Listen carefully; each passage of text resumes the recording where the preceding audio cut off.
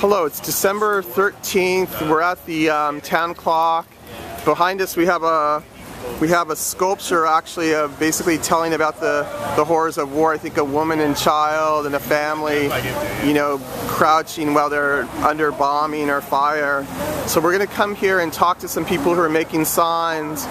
Dennis Etler is one of these people, I don't know the others, and we're going to ask them just, you know, basically what they're doing right now, and you know, with the signs and what they're trying to communicate. Hi, Dennis. Can I just ask you what you're doing with the signs, basically? Okay, well, excuse me. I'm making a sign that's on one side. It says no to. Okay, let me look at the sign. It says no to Nazism. So are you? What exactly do you mean when you say no to Nazism? Well, I think that there is an upsurge in both Nazism and fascism. So you make a distinction between Nazism and fascism? Well, I mean, there are two words that obviously are closely related to one another. They're right. Forms of the same sort of naked rule of elites, capitalist elites, corporatism, and the like.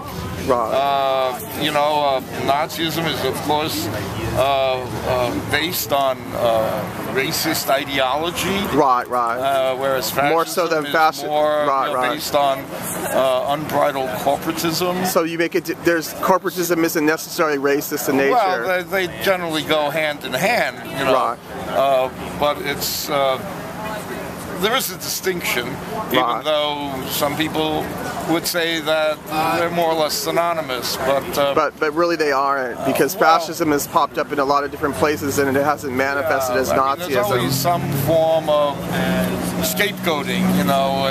Marginalized groups are targeted and then scapegoated, and of course the Nazis are a little bit more aggressive in their racism than, you know, run-of-the-mill fascism. So you would say it was more racist than Mussolini and Stalin fascist regimes, military juntas like in Greece and Argentina, and Chile under and they didn't like Jews in Argentina or Greece so I mean, either. There will be definitely people they scapegoat in Chile. They scapegoat, you know, indigenous people. And, what's that?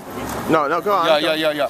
So I mean, it's not as if, you know, they're in any way really. Do you feel that America, the Nazi, can I ask you a question? With my sign is that you know, there's this upsurge in Nazism. You know, Ukraine is now an out-and-out Nazi regime that the U.S. supports. So do you think that the fascism that we're seeing in Ferguson is basically almost akin to Nazism because it's so racist?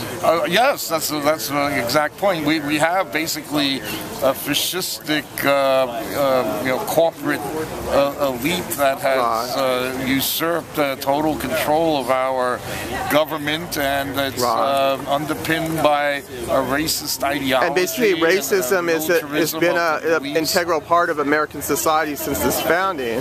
Yes, most certainly, and it hasn't, if anything, after the election of Obama, it's become more virulent. You really think it's become because of a reaction to him? You know, they have a target. I mean, I don't support Obama because I don't support his policies. Right. Both domestically and in foreign affairs.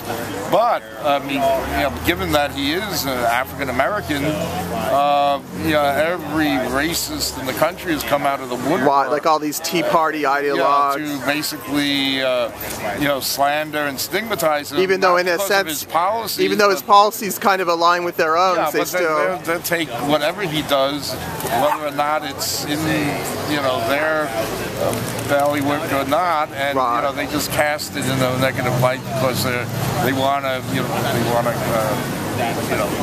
throw racist slurs at the guy. So I don't support that. I don't support racist, you know, attacks on Obama. But can I ask you this? Do you think Obama is a fascist? Yes. He's racist. And you think he's racist too? He supports a racist system of governance, and he hasn't done anything to it. People elected him because they thought he would address these underlying issues. But you know, in a way, he's kind of just whitewashing it as a black African American. Of the post-racial society. So in a way, he serves to whitewash the racist agenda. But can I ask you this? He's basically an apologist for the racism, and he gives a false face. And do you think that shows because he hasn't sicked the U.S. DOJ on Ferguson and on? Of course, and he hasn't done anything. What about the mass incarceration of blacks and other minorities in this country?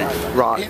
I mean, it wasn't even an issue in the campaigns that he's run. And now that it's really become an issue, he's basically been AOL on it. Right. AWL. I mean, so because of the pressure from the bottom, because of the mass protests that are spreading across the country, they have to come up with some, sort of, crumbs. So it says, oh yeah, well let's outfit the police with cameras. Right, as if that's going to solve all the problems. Yeah. So as if the cameras aren't going to malfunction whenever there's a police act. They just use the cameras, to buttress whatever arguments they want to. And make, also the cameras will not be operating correctly when there will be the objective evidence that there's a wrongdoing. It's a joke, it's going to have any effect. So there's no really systemic response to the systemic problem. I mean, because it's the whole system that's corrupt. And do you think people are realizing that now? That's why I made my sign to bring to people's awareness that what we're dealing with is fascism, is Nazism. So people really have to wake up that we can't soft code it and say, oh, it's a little bit of racism, it's a little bit of conservatism, a radical right-wingers, but really that it is truly fascism. Right, that's exactly what I'm trying to... Okay, well, I'm running out of video time for this interview, but I'll, speak to you at greater length later. Okay, Thank you so much for being interviewed, Dennis. And today is December 13th at about 1 p.m. at the Town Clock in Santa Cruz, California.